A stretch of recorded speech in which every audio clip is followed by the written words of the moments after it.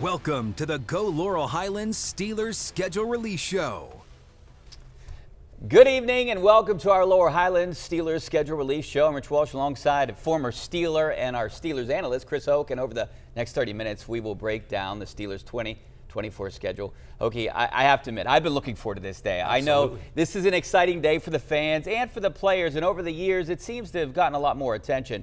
When you were a player, did it kind of feel like this, that big of a deal, or did you not really pay attention? I know we've talked about this over the year. Did you pay attention to when the schedule was released? We did, but it wasn't a big festival like it is right now, right, Richie? So, but when we got the schedule, there were some things we wanted to do to make sure where we're going to be during the holidays, right? We want to know where we're going to be for the holidays, where we start in the season, when's our bye week, those kind of things. But the big festival that they're having right now and all the big shows, it wasn't like that back when I played. All right, well, the Steelers, as you know, Chris, they have a very tough schedule. I think they're third in the NFL, their strength of schedule. Obviously, the whole North, AFC North, is playing a tough schedule, right? The Ravens, the Browns, and then the Steelers. And you look at some of their road opponents and some of their home opponents, and you have one tough team after another. Not only the division opponents, but you have Kansas City. Just looking at some of these, the Raiders, the Cowboys. I mean, it's just one tough team after another. Listen, there's no day of rest for the Steelers. Every single week's go time for the Steelers when they step in the stadium. And when you come from the AFC North, you have every year 6 games that are some of the best games in the NFL. And then when you add in the NFC East, you add in the Philadelphia Eagles, you add in the AFC West with the Kansas City Chiefs. I mean, those games are big games that are going to be prime time. Everybody's going to be looking forward to, and you're going to get their best shot. All right, well, I think Arthur Smith wants the best shot at the Falcons because that's who they're opening up with. The first up is a matchup against the Falcons on Sunday, September 8th. It's a homecoming of sorts for the Steelers offensive coordinator Arthur Smith, who coached the Falcons for the last 3 years before being let go this offseason. Now, the Steelers also have a few former Falcons on their roster, including Cordero Patterson and Scotty Miller. So after the Falcons, another homecoming, this time for Russell Wilson, headed to Denver in Week 2 on September 15th. Wilson was released by the Broncos after the season, and, they're still paying him. So 2 road games to start this season. And look, on schedule, Chris, it looks like, hey, these are 2 easy wins. But I've been to Denver. You've been to Denver. It's tough. And who knows about this Falcons team? Listen, it's never easy to win on the road in the NFL. And so when you talk about that, you've got to go in. Now, it's not going to be this big game that everybody talks about with Arthur Smith going into Atlanta because it's a coach and it's not a player. I think the big one, it's more of a storyline. It's more of building up the crescendo to Sunday kickoff. The big one will be in Denver when Russ Wilson goes out to Denver playing against that team when we know exactly what happened last year. Going out west, the Steelers have always struggled over the years. It's going to be interesting to see how that plays out. Well, we're going to the Steelers schedule in just a moment, but first I want to show you. Every year, the Steelers put out a special video to coincide with the release of their schedule. This year's version, pretty funny, involves a famous stoic, Chris knows him, Steelers legend.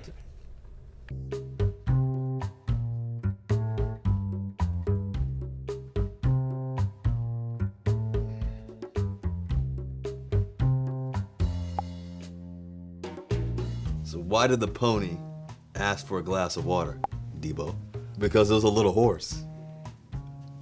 Why so serious? What do you call a jet that flies backwards? You might get this one. Jets. A receding airline.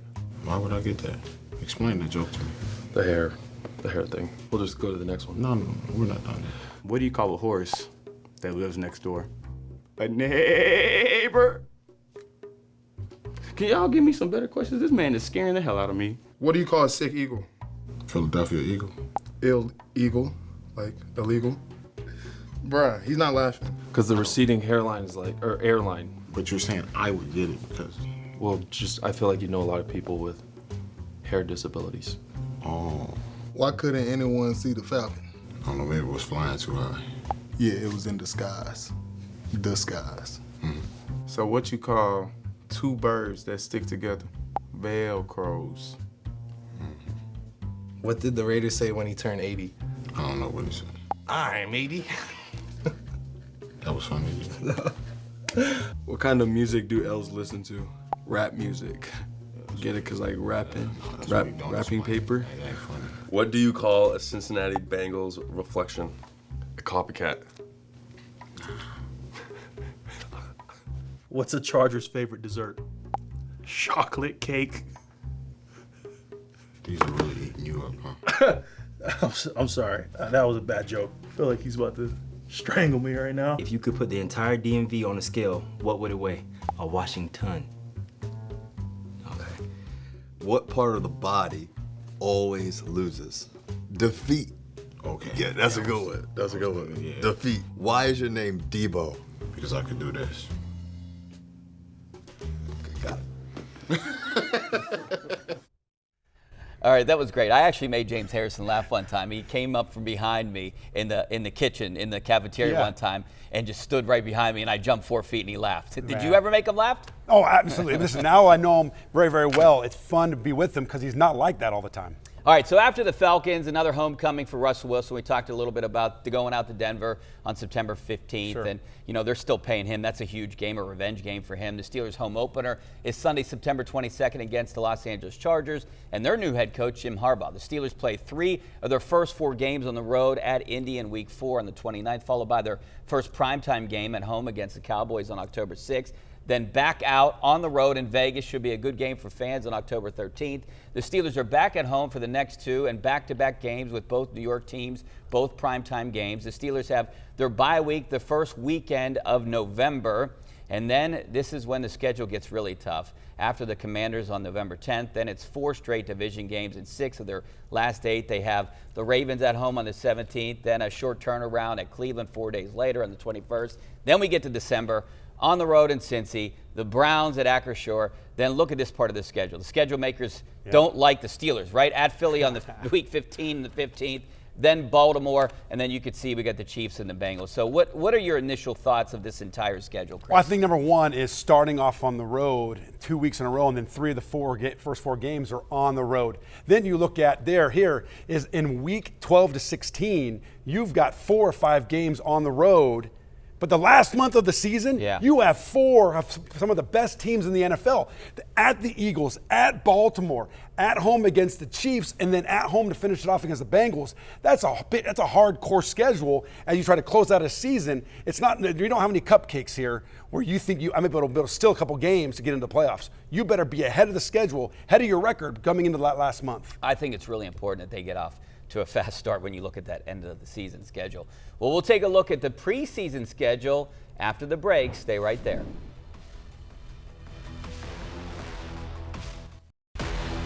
Welcome back to the Go Laurel Highlands Steelers Schedule Release Show. All right, welcome back to the Go Laurel Highlands Schedule Release Show. We went over the regular season. Here's a look at the preseason schedule. All of these games are on KDKA Friday, August 9th at 7 at home against the Texans. Then Saturday, a rematch of the Bills in the preseason again, August 17th. And their preseason finale, they hit the road in Detroit.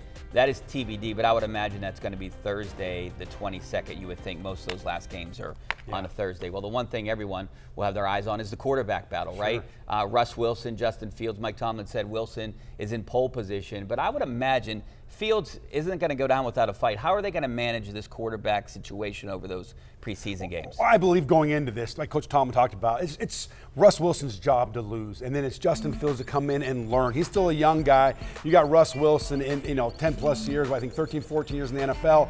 You got Justin Fields' 4th year. He still has a lot to learn. So come out here, let Russ get into a rhythm, work with the first team offense a little bit. You have some rookies, young guys, and then let Justin get a lot of the reps so that he can grow and develop. I think that's what you'll see throughout the preseason. And I think Wilson's going to have a lot of motivation for that second game of the season headed out to Denver. And part of the reason why this is a huge day for the Steelers when they play is important. They're great on Monday nights, but not so great playing other days and other time slots. Take a look at this and how the Steelers fare on other days. The Steelers are awful on Thursdays. Good thing they only have one Thursday night game, but they do have a Wednesday night game. They're pretty good on Saturdays, 3-1 since 2019. Sunday at 1, winning percentage of nearly 600. And Monday nights, look at that, 7-1. As a player, what stands out to you? I mean, look at it. It matters which day and which time you play, right? Absolutely, it does. And you look here, 1-4 on a Thursday night game. They don't do well on short notice, on short games, short weeks. And maybe it's injuries, maybe it's because of lack of preparation. They don't do well. Then they have extra day. Now they have an extra day. They play Monday Night Football. They're 7-1. So now you're looking at saying maybe that extra day of getting a guy back or two, getting an extra day of preparation. When you have a young team like the Steelers have had in recent years, that helps a younger team to have an extra day of preparation. So the Steelers have one Monday night game, which is a good thing, and they have one Thursday night game. There is no Wednesday night stat because I don't think they've ever played on a Wednesday, Interesting. right? Yeah. They played on Tuesday during COVID, though. Yeah. So. Well, I just look at it too. But that's COVID. It was an interesting, weird year that whole year. But Wednesday, on Christmas Day, you saw they moved up the Ravens game to Saturday to give them that kind of Thursday, Sunday, Thursday feel. Same feel, So it's right? a Saturday, Wednesday. So the Steelers will have to do a good job of getting them into this routine, taking care of their bodies, and be able to practice without beating themselves up on that short week. Yeah, that Christmas Day game is at 1 o'clock. Okay, we're only halfway done. Coming up next, the Steelers rookies should play a big part in their success this year. We'll hear from one of the guys that should be a big factor up front.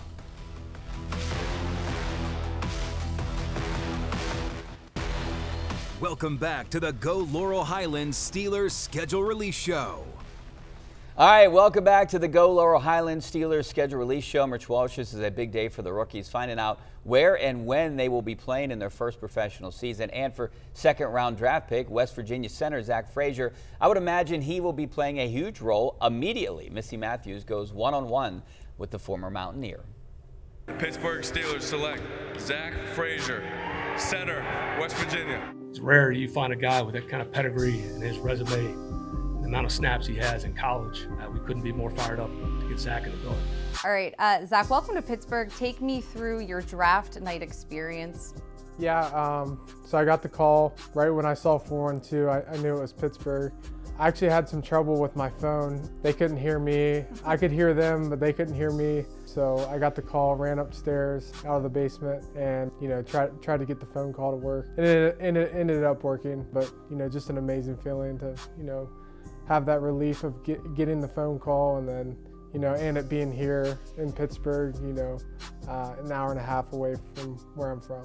Does it feel real when you took that drive to get here to the Steelers facility? You came for a pre-draft visit, as you said, not far from Pittsburgh growing up, but did this make it like, okay, this is happening? Yeah, it was definitely special.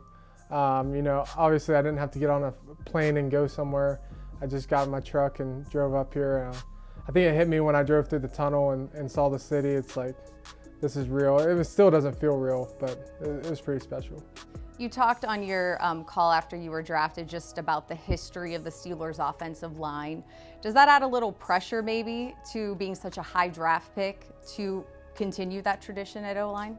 I think it's just knowing that there's a high standard of offensive line play here, and that's just going to make me work that much harder to keep and uphold that standard. And why do you feel like, now that it's real, that you were meant to be a Pittsburgh Steeler just based off of your mentality and how you like to play the game? Yeah, I play with toughness and grit, and I think that's how the Steelers have played throughout the years. I think that's kind of their identity, and I think I can follow that. All right, well, thanks again and welcome. Yep, thanks for having me. Well, Frazier is part of an overhaul up front. Let's take a look back at 22 compared to what we could see this year. James Daniel and Dan Moore are the only ones left, and I would imagine Moore's job could be in jeopardy at some point, especially drafting tackles first round back-to-back, right, Chris? How important was this turnaround for this offensive line like this? Well, the offensive line really struggled last year. That was one of the weakest spots of this team. So now you go in and you get your first two draft picks in this draft are guys, Fatanu, who from Washington, who was one of the best tackles in the draft. And then you have Zach Frazier, who this guy could have been a first-round draft pick. He fell to the Steelers. They felt very lucky about that in the second round. So now you got three first-rounders, really, in the last two seasons in the draft that are going to be in our offensive line. Zach Frazier is going to be a physical man at that center. Mason Cole struggled at the point of attack last year. He's going to establish the physicality at the center of the offensive line. That's what you want to really have a strong running game. Yeah, I would imagine Frazier is going to be the starter day one. Now, what do they do about their tackles? We heard Omar Khan say that, Broderick Jones is eventually going to go to left tackle at some point, but when is the question? During rookie minicamp, Faetanu was back at right tackle. So what are they going to do? You're going to see Broderick Jones at left tackle this year? I think you're going to see them play with it. You're going to see them rotating. You'll see one of them playing at the left, one of them playing at the right, then they'll switch. I think they're going to let them get reps and kind of see, okay, how does this play out? Are they more comfortable? Who's better at the left tackle? Who's better at the right tackle? I don't think they're going to go in and just establish them at left and right. They're going to play with it a little bit and see who excels on each side. And I would imagine Dan Moore is going to have something to say about that. All right, we have to take another timeout here tonight. When we come back, we will go around the AFC North and see how the Steelers stack up.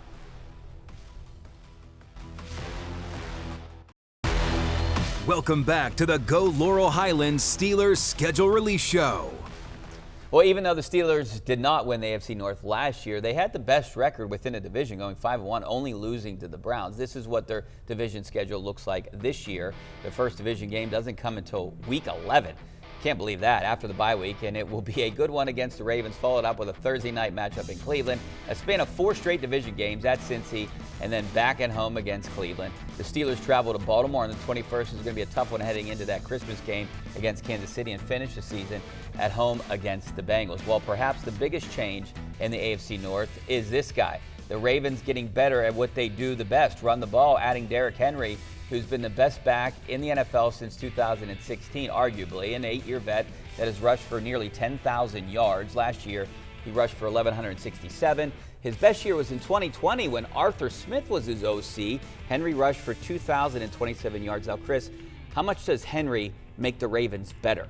Well, they've always had tough physical running backs, and that's what Derrick Henry is. And if the Steelers can get in the backfield against the Baltimore Ravens and not let them get going, they'll have a lot of success like they did last year. But I think Derrick Henry, he was up and down last year, wasn't he, Richie? He was up, like some good games, some bad games, coming off that injury.